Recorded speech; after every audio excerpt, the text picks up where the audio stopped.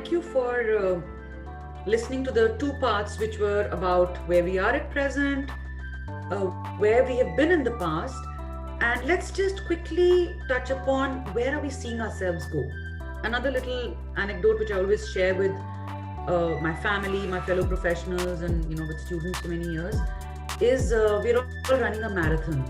Some of us are sprinting, etc. But I'm going to complete 25 years of work, this year, and I've always thought of my professional journey as being a marathon. So it's sometimes fast, it's sometimes slow, sometimes you have more energy, less energy.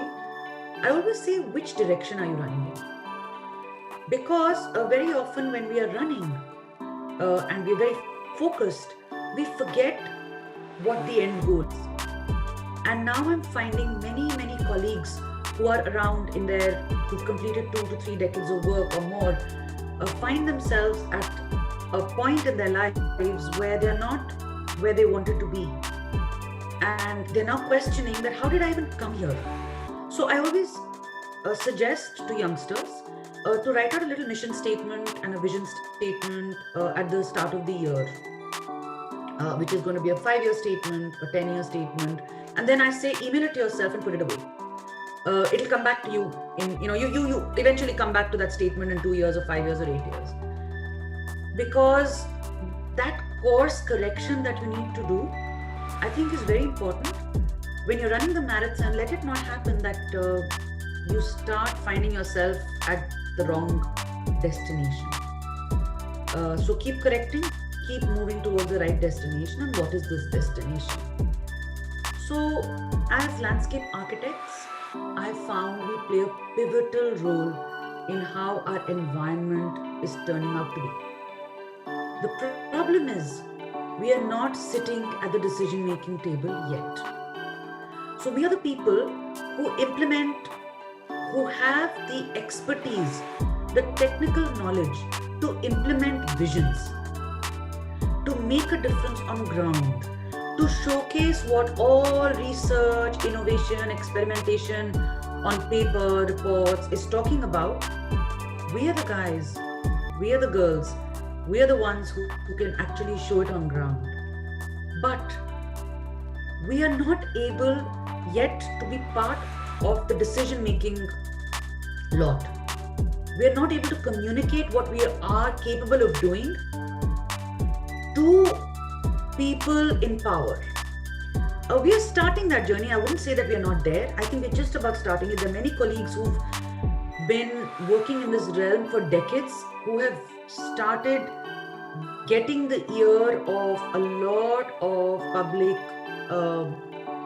professionals, of bureaucrats, of politicians. I think that's where our future lies.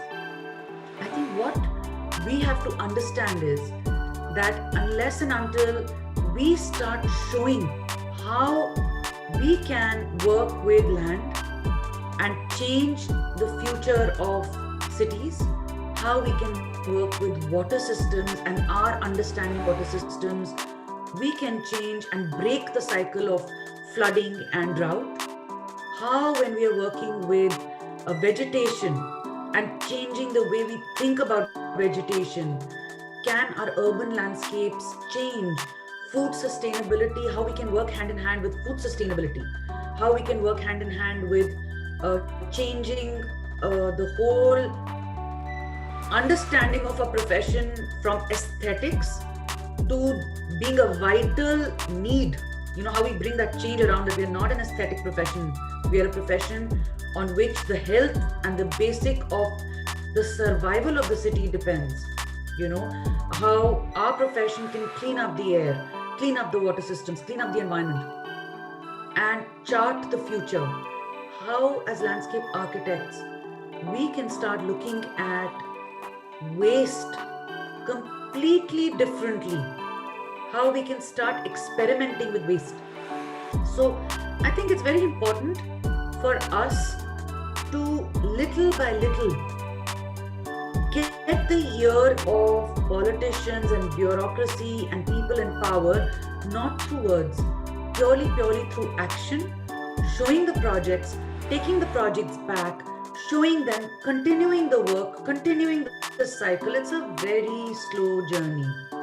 But I always say that one way to keep frustration out of this slow journey is to keep very long timelines for yourself. If anything I feel can be done in 2 years, I always give myself a 5-year timeline. I always say, oh, it's not going to happen till the end of this decade. And then if it was supposed to happen in 2 years, but it happens in 7, I'm not frustrated. I'm like, fine, it happened in 7. I always feel I saved 3 years.